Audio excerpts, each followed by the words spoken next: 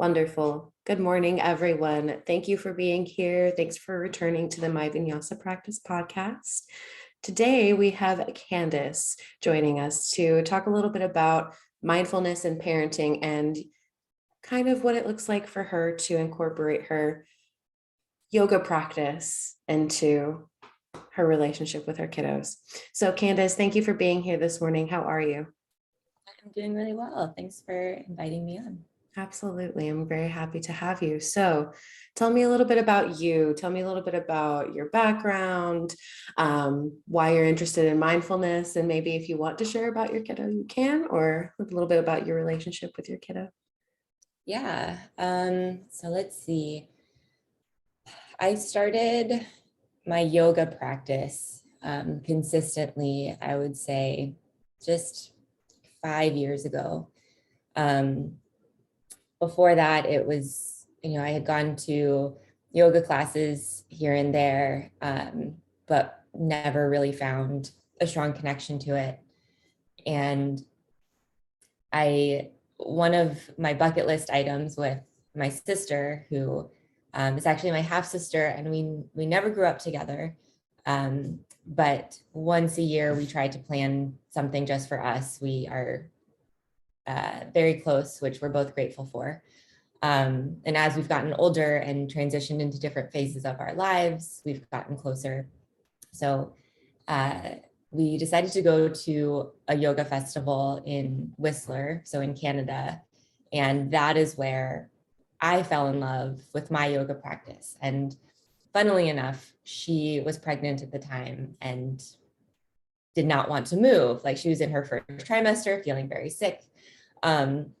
So I fell in love with the yoga practice. I came back to Austin and signed up for a yoga teacher training, and here I am almost 4 years later, I think, almost, teaching yoga and continually diving deeper into what my practice looks like. And I can say it has changed drastically from when I started through my teaching journey. And I've gone just myself through this like pursuer distancer relationship with certain aspects of yoga, asana, all the things. So just like any other relationship, and building trust and intimacy with it, very similar to so many of the other like relationships that we have in our lives. That was beautifully put. Thank you for sharing that. Awesome. Okay, so Canada. Why Canada? Just because? Yeah, we were looking around just at different locations of the festival. And my sister lives actually at like the border of Washington and Canada. So I was like, oh, well, I can just stay with you for a couple of days and we can drive up. And it was supposed to be a really beautiful driving up like the coast of Washington into Canada. And it was fire season. And it looked like we were on Mars, and we pull into the yoga festival and it's like raining ash. And so they had to cancel like all of the outdoor yoga, which was a huge draw for the festival. And so we were like shoved inside all these little random resort buildings. But again, like, you learn to make it work. It's all part of the yoga. And it's really cool to be in company of so many yogis and like people in the wellness and mindfulness realm, and to see and be in the rush of things operating when nobody's expectations are being met. It was probably my first time being in a huge group of people, just kind of like literally going with the flow of all of the changes that needed to be made. So it was cool to see that like in living example. That's awesome. Doing the work in real time. That's kind of what I love about working at Empty Peaks. I feel like I'm surrounded by people like you and, everyone else who's like on their own path of doing the work in the moment. And it makes it easier for myself. Yeah, to be in a relation with.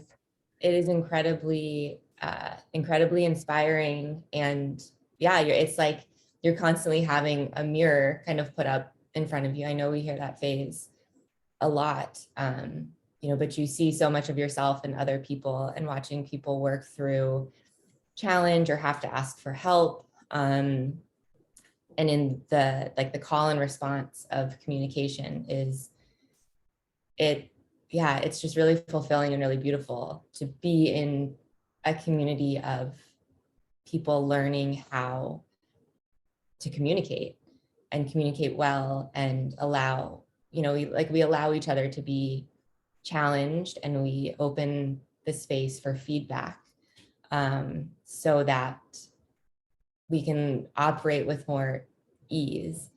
And, we hear so much about non-suffering, right? Like when you make it to enlightenment, we're no longer suffering. And one thing that I talk a lot about with students is, it's not that we reach this point of non-suffering where nothing bad happens to us, or we don't, find any more challenge in our life because we're floating on clouds. It's more of when we notice that we're suffering, or we notice that we've been triggered, or we are not showing up in a way that we expect ourselves to. It's those light bulb moments of like, okay, what can I pull from this? I like to call them paint palettes instead of toolkits. But like, what color can I choose to, support myself through this, to ease my suffering, instead of like nothing bad happens to me anymore. And so when we can choose from those colors, or when we can choose from our toolkit that we've created in any given situation, to like pause and move through and move forward, it's like, oh, that's when we invite more ease into our lives. And whether that's relationship or friendship or work or parenting, even with strangers when we're driving down the road, or ordering food or coffee, all the things. Absolutely. I love that. I love several things about what you said. I love the color palette. Super cute. Way more relatable than tools. Don't use tools. So I like that. It's very relatable. I think that's a great segue though, kind of into talking about how you use your palette in parenting, because I'm viewing your palette, right, as your yoga practice. Because everything is yoga, right? When we get down to it, everything is, we're always doing the work in the yoga. So tell me a little bit about that. Yeah. Always doing the work. Life or yoga or practice off of the mat. I like to think of our practice on the mat is like a micro version for what we do off of the mat. So when we meet challenge, when we get frustrated, or in those idle moments where we feel like we're not doing anything, and so that's when our mind gets active. That's when we start telling stories or meeting parts of ourselves that we're not comfortable with. And especially in a group class where we think that like all eyes are on us for whatever reason, we step into a space of vulnerability when we go into those group classes or public classes. And so meeting ourselves, like literally meeting ourselves, so many of us meet parts of ourselves for the first time through asana. And I think it's for many people the way in to yoga. And when I am off the mat, it took me a long time to remind myself that the work the yoga doesn't stop. The yoga doesn't stop after, my seated meditation and I step off the mat. So I meet those moments of challenge and frustration within not only my relationship with my co-parent or my partner and my child, but having to turn to my color palette to say, like, okay, I need to pause. I need to pause before I react.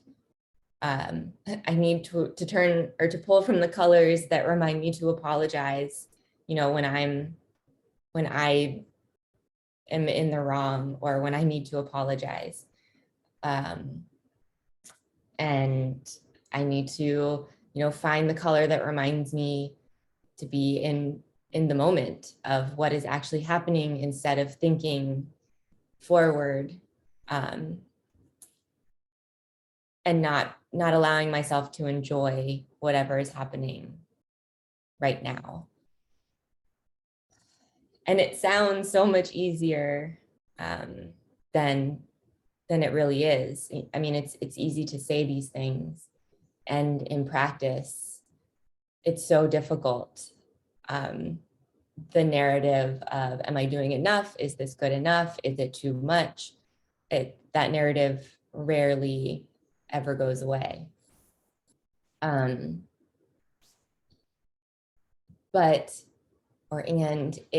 It continually, now it's always the message to be in the present, the message to inquire about what's happening with myself or with my son, instead of just making up a story, that's much more available now than it was, I would say even 2 years ago.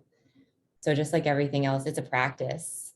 You have to show up. You have to choose to show up to it every day, and to not feel defeated, when you get to the end of a day and you're like, I didn't really do my best.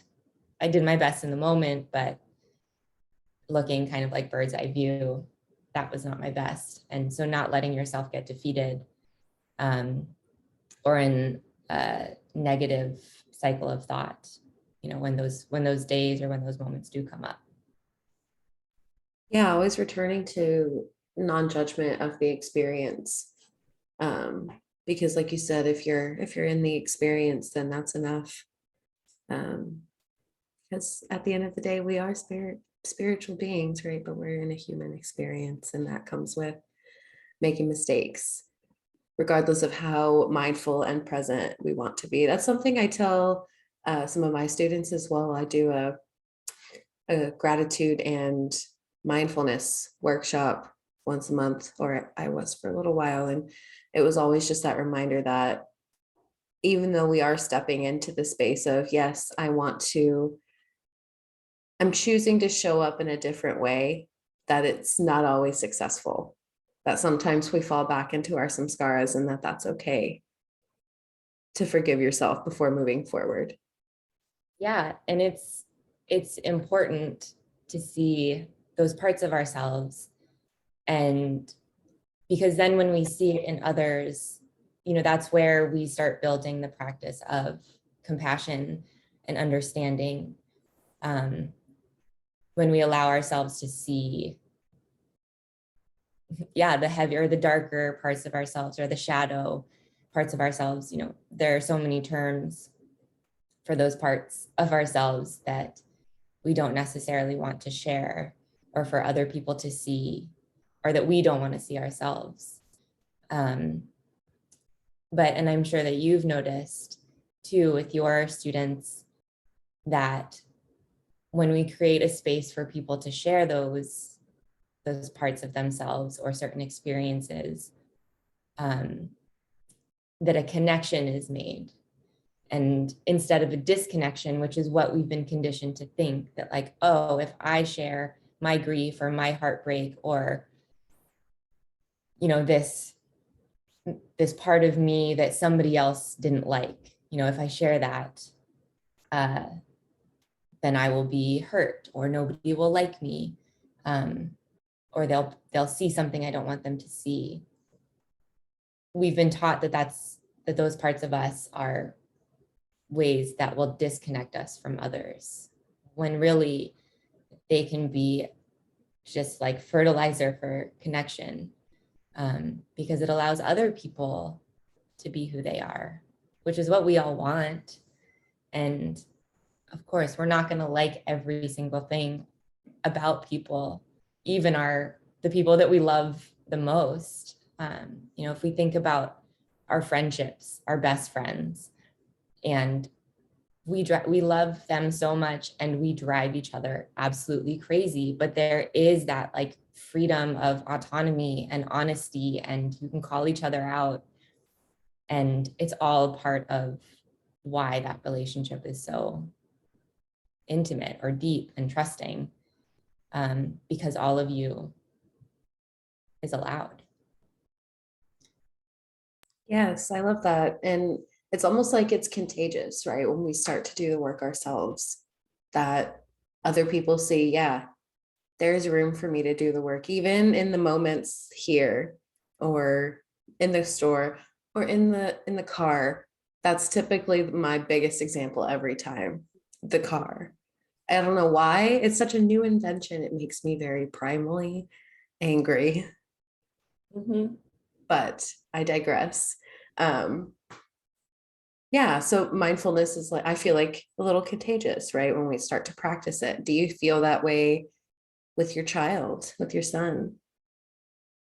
Absolutely. I think, and I don't know if this is right or wrong, but I think a lot of my progress is measured in what I see through him, and turning or choosing to look at the bigger picture, and what really matters. And I base what matters on not only my values, but like our values as a family. And so, yeah, going a little bit more personal. So my son's father and I were married and are no longer married. We are divorced. And in going through the process of separation, and we were not seeing eye to eye, I was the one who asked for the separation and asked for the divorce. And my son's dad, was like, we made vows to each other. Like, we can't break this vow. You can't leave this marriage because it's breaking the ultimate promise. And I had to sit with that one for a little while and came back with, okay, well, it feels like we're breaking that original promise every day. So what's to say that we can't create new vows or new promises going forward that fit what's happening now, and that fit into the bigger picture of what we want for ourselves and what we want to show our son, Cameron. I don't ever want Cameron to think love is an obligation, or that it's something that you have to do, or certain, you don't ever have to be a martyr for love, and that love transforms all the time. And so going forward, that is what we have done. And in our dynamic as a family, we value honesty and transparency, and wanting Cameron to feel free to be whoever he wants to be.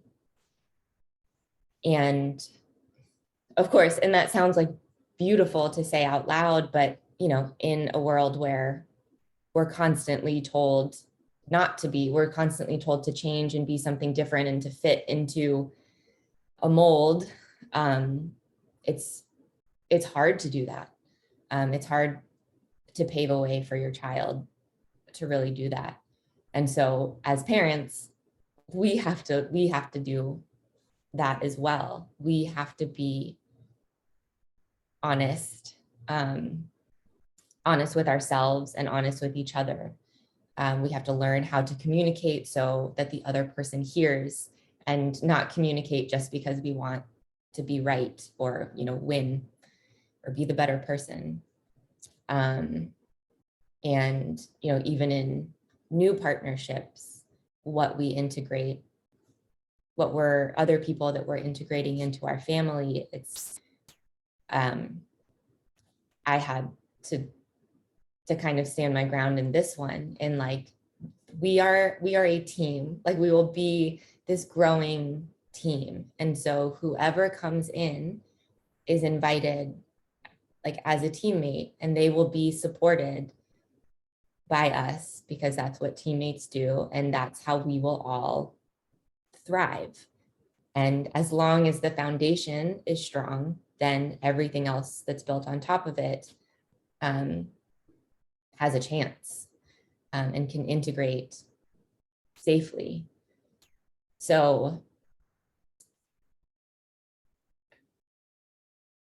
as beautiful and as wonderful as that, and I've shared this story before with friends and family and many people I know, and fortunately, who went through separations of their own. This sounds like the fairy tale ending of what so many people would want, but it's so challenging to do that work, to make sure that you're staying on the path for that to actually happen. It has taken lots of yoga retreats, lots of meditations, lots of, men's groups and women's groups, and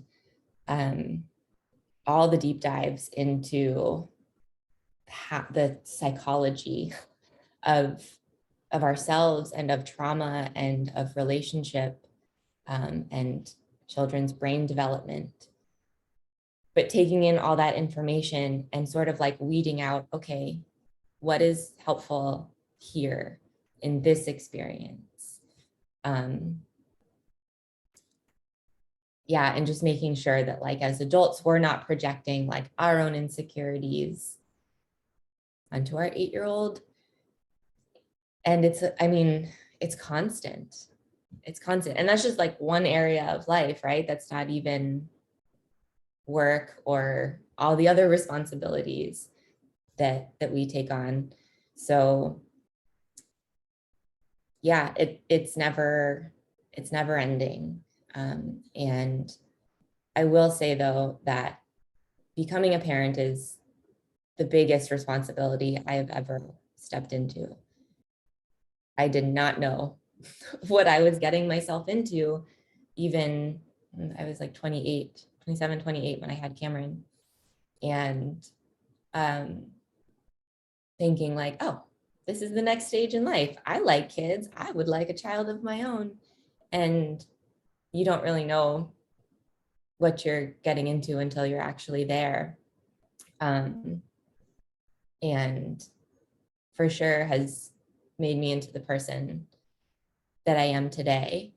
And I'm really glad that I'm not walking around with blinders on anymore. But it does really, that is the biggest, shiniest mirror that never goes away. It's always following you when you see, your child mirroring back like, oh, he gets that from me. Oh, that sassiness, definitely mine. Like, like the resistance definitely comes from me. And instead of getting angry with that or frustrated, being able to see like, oh, yeah, I'm seeing myself in him right now. And so how do we move forward with this? How do I integrate like stay in this moment, right? The practice of mindfulness, stay in this moment instead of leaving my body and yelling or asking him to change what he's doing or who he is. But taking that moment to pause, and which Cameron now notices. He sees when I like close my eyes and take a deep breath, or if I'm sighing a lot, he'll be like, Mom, you're sighing a lot. Are you frustrated today? Like he can tell when there's a shift in me, which is something that his dad and I have both asked of, like, if you can see that there's something different, or if we are not showing up as our best selves, like, please call us out. That's, you don't have to tiptoe around us or pretend. I think it helps him build emotional intelligence and empathy of being able, and he is already very sensitive.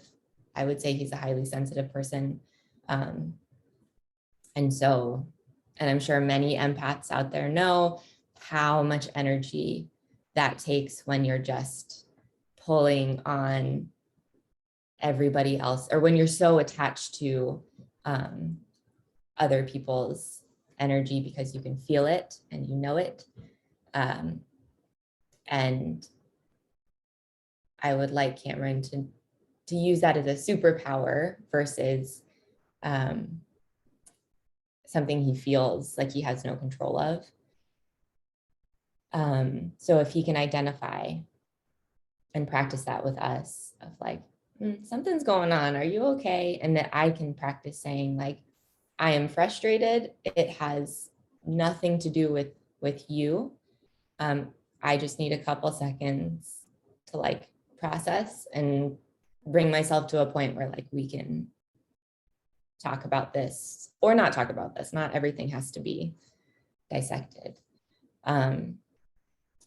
But that is mostly what integrating mindfulness is like within our relationship. Yeah. And then funnily enough, I was having this conversation with a group of parents at Cameron's school, that what I do so much is try to plan this beautiful future for Cameron and like our family, and what the vision, what my vision is, that I spend so much time trying to plan and create that I'm not even in the moments that are going to be what create that future. And so bids for connection, which is something that, was it John and Julie, the Gottmans? I don't know if you've heard of the Gottman Institute. They talk a lot about relationship things.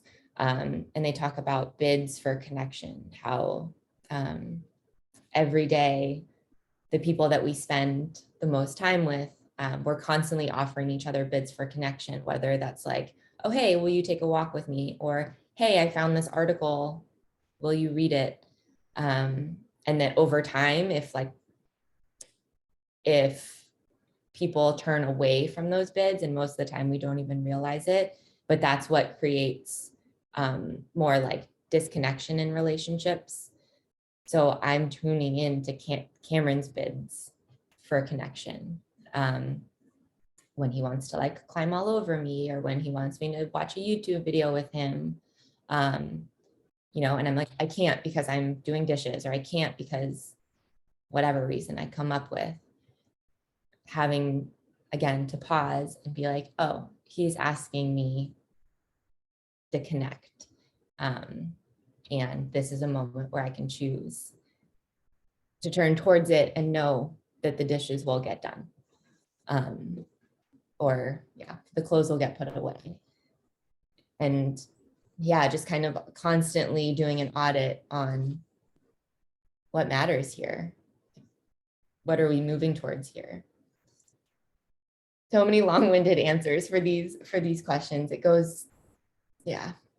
You're honestly just guiding yourself though. I'm sitting here listening and like, oh, that was my next question. That was my next question. And you're just very easily guiding the conversation. So I appreciate you. Um, sounds like you're putting so many things into practice that all kind of fall under the mindfulness, right? Which is something that I talk about a little bit. Like it was a little frustrating when I realized that even though I learned all the things, that wasn't the end, that I still had to be present and I still had to make hard decisions. And knowing all the things felt like it made it worse at first, made it harder because now I knew all the things anyway. So No, that's perfect. And there's so many times, I don't think there's been a time in my life where I've said more that like, oh, ignorance is bliss. I get it. I get it now. And so, yeah, I feel like, and when we go through the teacher trainings and we kind of go through the point where we do all the learning, right? It's just like training after training after training. And I want to say to probably everybody watching this, like that is a part of this journey, that just taking in all of this information that, yeah, it's life-changing. But it's life-changing when we realize, oh, it's not just stuff that I'm reading. It's not just stuff that I'm learning. Like this is the practice. This is the homework. I like to call a lot of things just pop quizzes in life, like the daily challenges and the things that come up. And it's a pop quiz of like, have I really learned that thing, that lesson that I talk about so easily, but putting it into practice feels nearly impossible. And I don't want to do it. And I want to do what's comfortable, what I know best. Yeah, I want to shut down, or I want to yell. I want to shout expletives in the car when no one can hear me. yes, my therapist used to call it my want to be the passive observer in my own life so that I didn't have to be a part of it, just so that I wasn't responsible for what happened. It was a purposeful victimization. I'm stepping out and everything is just happening to me. But returning back to some of the things that you said earlier, it sounds like you're practicing a crap ton of non-attachment, which is something that I'm trying to lean towards more. And maybe not even necessarily breaking those attachments yet, but just practicing that mindful, like, oh, I'm noticing that I'm being called towards something. What is it about that thing that makes me feel better? Why am I going back to it? And I think that's beautiful that your son is noticing your pauses. What a beautiful lesson to impart. Yeah, it is probably one of the biggest and most impactful lessons for me. And I can only speak from like my seat as mom, as a parent. I'm sure for his dad, it's different. The biggest work that he has to do is different. It is most likely a practice in non-attachment and releasing control in certain areas. And one of the tattoos that I got in my teacher training is actually is non-attachment, which people are like, you got a tattoo of non-attachment. I'm like, okay, back up. But it's my biggest, it's the reminder that I need the most of, and one of my therapists constantly talked to me about my relationship to space, because I tend to be someone that holds on so tightly in my relationship to so many things. In my romantic relationships, I'm like usually like the anxious one, and I'm like, I can just love them so hard that they never want to leave. I did that so much with with Cameron, when I heard that there was attachment style, or there was like attached parenting, I was like, oh, perfect. It's okay. I can do this. It's going to be wonderful. We'll have the best relationship ever.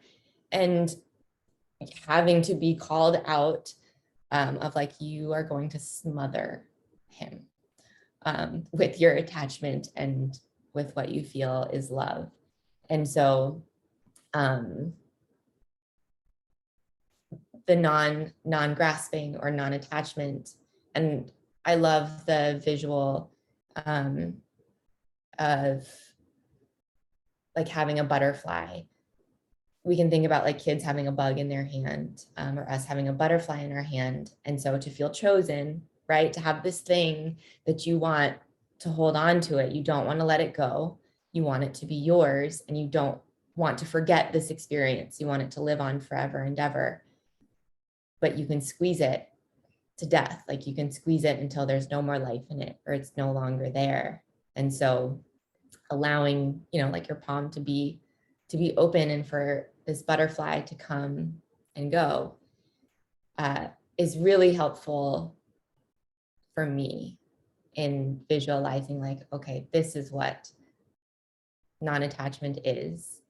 It doesn't mean that I don't care, or, you know, if I choose not to attach, or if I open my hand, that's giving whatever it is the freedom to grow, to come and to go, and to choose me instead of me saying like, you are mine.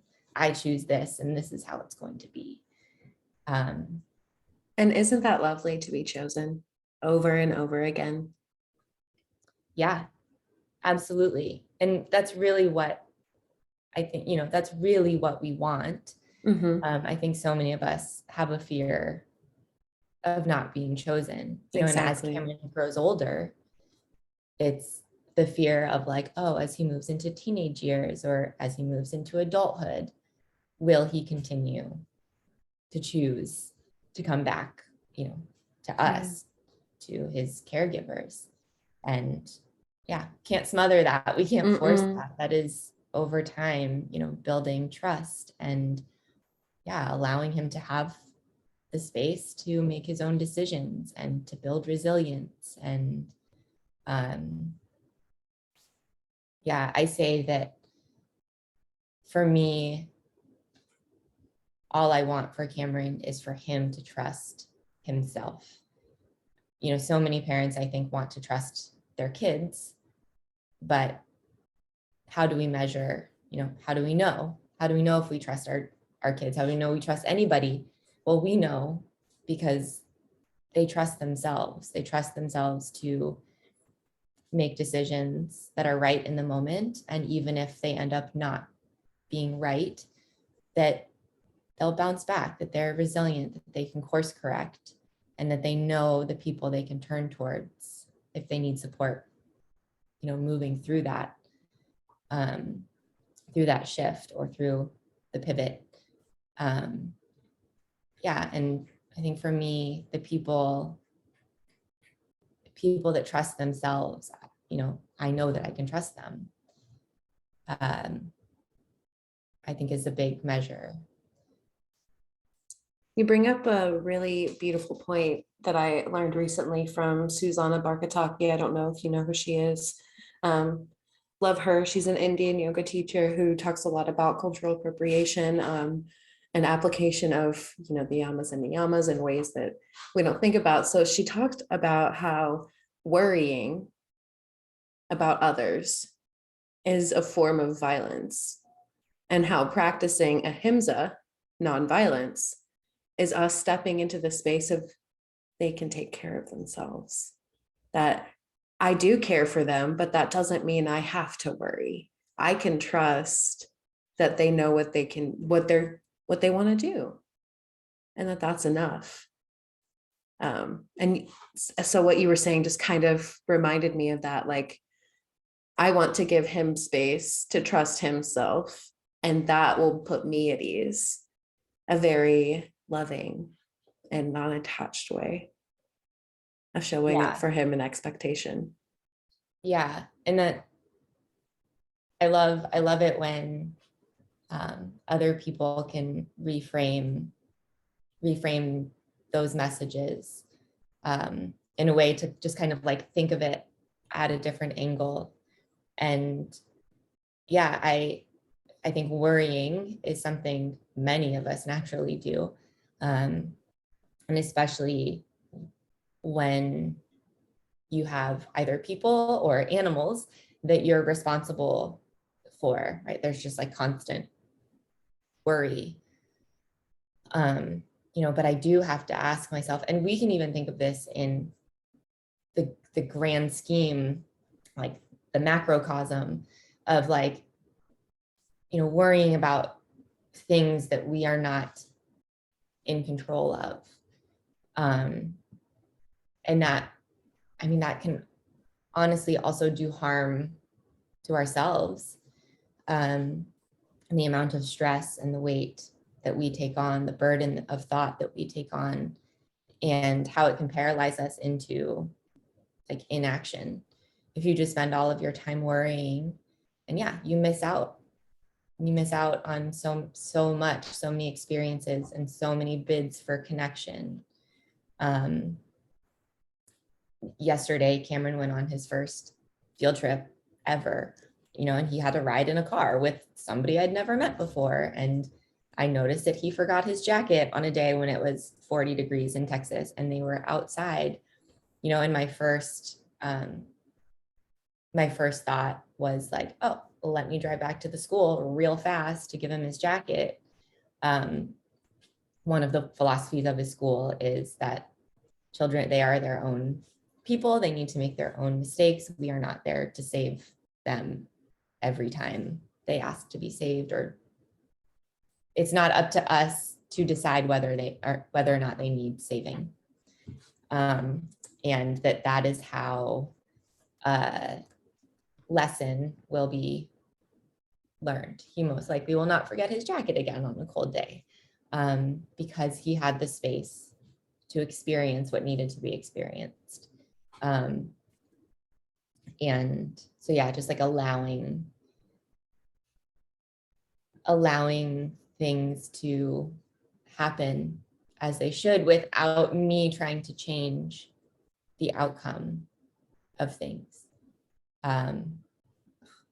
Hardest lesson for me, and I take it personally, even though it's me telling myself or like reminding myself.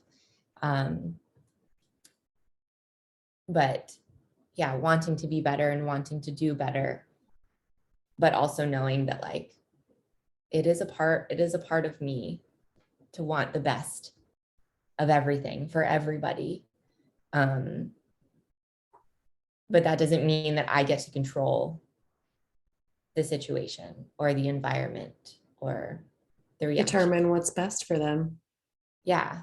And who am I to, that's my ego talking, thinking that I can make everybody happy, that I can switch things around or alter things and manipulate a situation because I want it to be the best, but that how I don't have the power.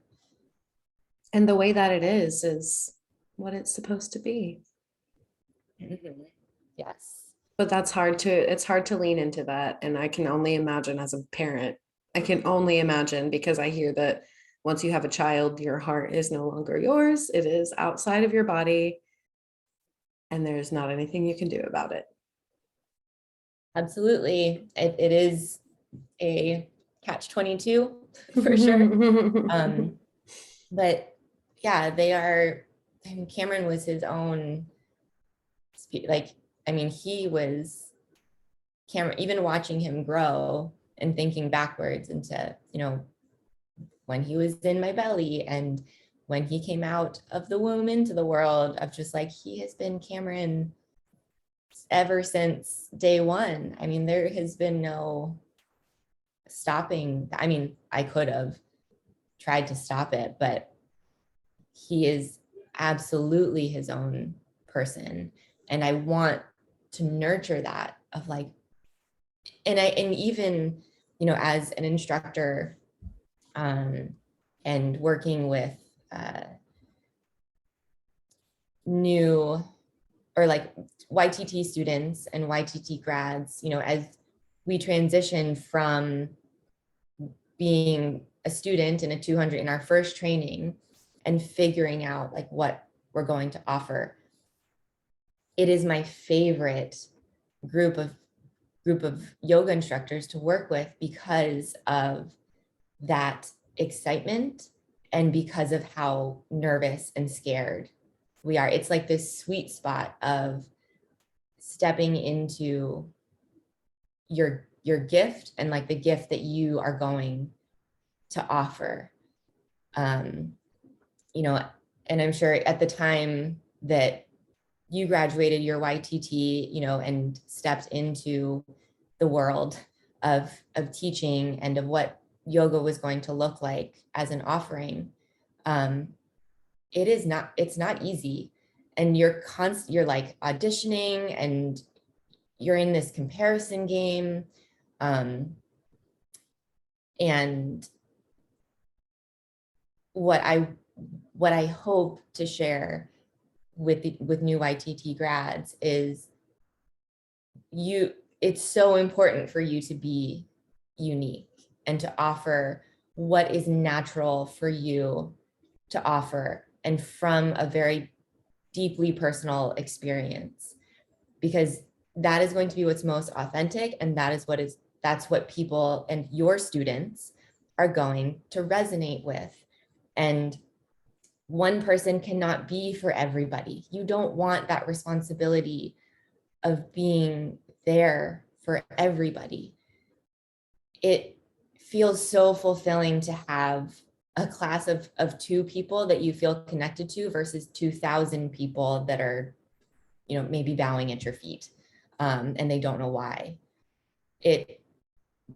You have to go through the experience of feeling both of those things, but to be led by your own footsteps, like your own energy, your own momentum, is what I want, not only for Cameron, like not only for my child, but even in this realm of life, of yoga, and applying what yoga and all of its teachings mean to us. But allow yourself to be led from the inside versus, oh, that's what's happening on Instagram. Like, this is what my yoga needs to look like. This is what my body should be able to do. This is what I should be wearing as I do it. And just letting go of that attachment and allowing yourself to move forward and step forward along your own path. I think is just what I hope to be able to hold that space for people. I think that is, and it's hard for me to say it, but I think that is my gift, is being able to hold space for people to go through those transformations, to go through those phases, to, like trip and fall and make mistakes and get back up again, like having that space to get back up again and move forward. So I think taking what is my biggest challenge and turning it into what I can offer, that is the gift that I can offer the world. And that's the lane, that's where this is the seat that I will stay in for a while. I'm sure it will grow and it'll transform as it has over the years. But I know that I will not, be in the realm of like chakras. or I'm trying to think, there's so many ways that yoga can go.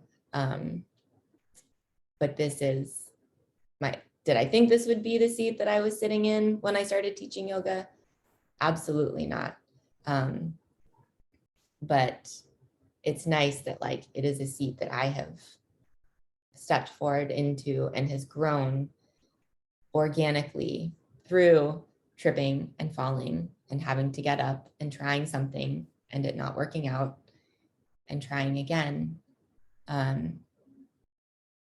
Yeah, which is parenting, which is what we do in work and for our livelihood and in relationships and in friendships. It all weaves together. What a So much beautiful is message to similar. end on. Yes. Yeah. It all weaves together. Mm-hmm. Yeah. The work you do in one realm is the work you do in the other. Yeah. I think for some, it's very easy and feels more organized to compartmentalize different things. Even it's like gym, working out at the gym or doing yoga, and then work is from this time to this time in this space, and yeah, parenting and friends, and we compartmentalize everything, but really it's all woven. We are a constant in all of those worlds, so we're bringing ourselves into all of those realms. And what a gift to give ourselves to just be who we are in all of those places. And yeah, so many of the practices of yoga, when we think of, breathing, of breath and how fluid it is. And when we feel rigidity or when we feel resistance somewhere, that's a signal to look into what's happening there. How can I bring more ease to my body, to my breath? And same thing, stepping off of the mat or stepping outside of what's happening internally. Like, how do I move with more ease and more fluidity? Instead of that rigid energy. The grasping. Call it. Mm-hmm. Yep.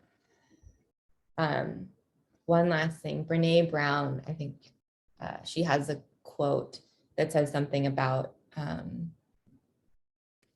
strong back, soft front, which is, like talking about having a strong foundation, and,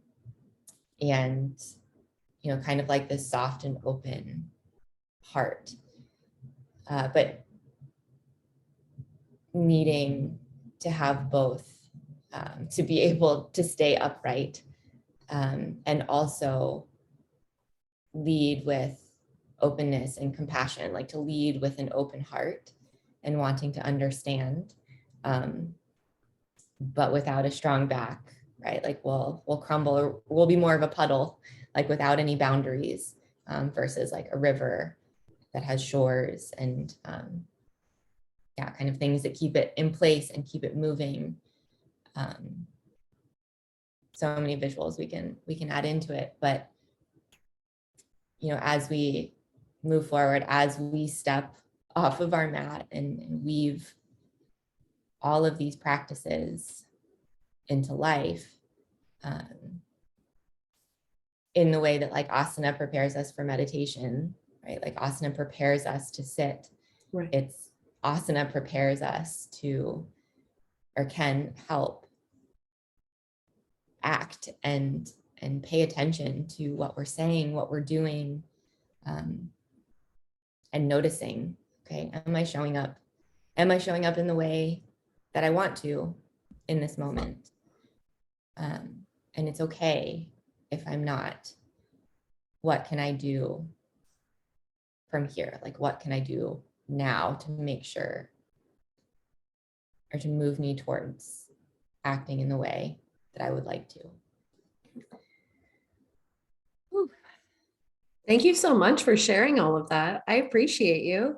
Yeah, thank you for creating the space and holding the space to let all of that, let all of it flow out. I think as parents, and if there are parents listening, and for the parents that are listening, there are so many things that we don't talk about. It can be very isolating, and it's not just for parents. There are so many parts of our life and of our relationship to things that can feel really isolating. So yeah, I hope that people have a space to share the things that do kind of make us feel like we're alone, and whether it's in a journal, whether it's speaking to, your animals, or, to the trees in a forest, or, if it is in groups, that we're able to share these things so that we're not walking around carrying the heaviness of it every single day. Even just releasing these things out of your body can lighten you. No one can fix it. No one has to fix it. These aren't things that necessarily are broken or need to be fixed. It's what makes us human. These thoughts and the consciousness is what makes us human. And it's frustrating, it's beautiful, it's challenging, it's funny. It can be all of these things at once. So yeah, I hope that by sharing these, and every conversation you have, Micaela, every guest you have, every topic you share on are just more ways for people to connect and to share their story. And this ripple effect of like, oh, I have a story too. I have a story that's similar, or you shared something that made me think of something that happened for me. And that's the ripple effect of like connection and inviting ease and sharing. And it's really beautiful. I think that what you're doing and what you're offering is just really beautiful. And yeah. Well, thank you for coming into this space. I'm, pardon me, I'm lucky because I kind of inherited this, and it's my favorite thing to do is to just sit and listen to people tell their stories. So I'm very thankful to you. I'm thankful for your vulnerability and for sharing. Thank you to the listeners for coming and holding this space with us. I'm definitely going to have Candice back on. We have way more that we can talk about. So anything else you want to impart before we say farewell? Oh, I think that was it. Yeah. Again, just Awesome. thank you for holding this space and creating this space. And yeah, just really grateful to be here. Really grateful to be a part of MVP. And I love all of the connections that I have with students. It's just such a positive and beautiful environment to get to show up to, almost every day. So Yeah, we really lucked out. yeah. Well, thank you again, everyone. Have a great rest of your day and see you next week. Thanks, Micaela. Bye. Of course. Bye.